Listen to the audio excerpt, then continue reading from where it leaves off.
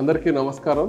నేను doctor Nagaraj Kumar, international cardiologist at సంకల్ప hospital Tirupati. ఈరోజు కార్డియాక్ అరెస్ట్ అంటే ఏంటి, హార్ట్ అటాక్ అంటే ఏంటి, ఈ రెండింటికి ఏంటి డిఫరెన్స్ అనే దాని గురించి మనము బ్రీఫ్గా డిస్కస్ చేసుకోవచ్చు.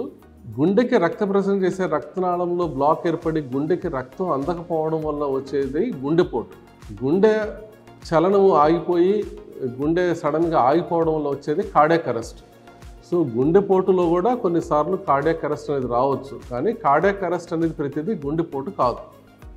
కొంతమందికి ఇప్పుడు మనం చూస్తూ ఉంటే ఈ మధ్య న్యూస్లో బాగా ఎక్కువగా కనబడుతున్నది, చాలా తక్కువ వయసు వాళ్ళు ఫిజికల్గా స్ట్రైన్ అయిన వెంటనే జిమ్లో ఎక్సర్సైజ్ చేసిన వెంటనే అక్కడే కుప్పకూలిపోవడము, ఇవన్నీ మనకు వైరల్ అవుతున్నాయి వీడియోస్ ఇవన్నీ.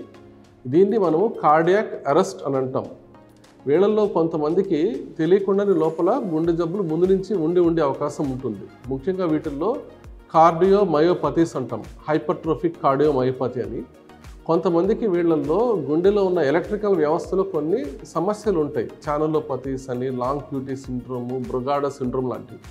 ఇటువంటివి ఉండి అది మనకు ఉన్నవాళ్ళు ఇట్లా సడన్గా ఎక్సర్సైజులు చేసినప్పుడు, ఫిజికల్గా స్ట్రెయిన్ అయినప్పుడు ఉన్నటువంటి గుండె లయ తప్పడం ద్వారా ఈ కార్డియాక్ అరెస్ట్ జరిగి అప్పటికప్పుడే సడన్గా గుండె ఆగిపోవడం లాంటిది జరిగే ప్రమాదం అనేది ఉంటుంది. ఇటువంటి వాళ్ళకి ఇమ్మీడియట్గా కనుక కరెంట్ షాక్ లాగా అంటే డీఫిబ్రిలేషన్ లాంటివి చేయగలిగితే లైఫ్ సేవింగ్ ప్రొసీజర్ అవుతుంది. లేదంటే కూడా వెంటనే సిపిఆర్ అనేది మొదలు పెట్టగలగాలి. వితిన్ 3 minutes 4 minutesలో సిపిఆర్ కనుక స్టార్ట్ చేస్తేనే వాళ్ళకి లైఫ్ సేవ్ చేయడానికి అవకాశం ఉంటుంది. అంత వెంటనే కనుక ఉండి సిపిఆర్ చేయలేకపోతే, ఏఈడి అని ఉండి డీఫిబ్రిలేషన్ చేయలేకపోతే వీళ్ళకి ప్రాణహాని అనేది చాలా ఎక్కువగా ఉంటుంది. ఇది కార్డియాక్ అరెస్ట్ అనేది. కోవిడ్ నేపథ్యంలో ఈ కోవిడ్ వల్లనో కోవిడ్ వ్యాక్సిన్స్ వల్లనో ఇది చాలా ఎక్కువగా ఉంది అనేది మనం వింటున్నాము.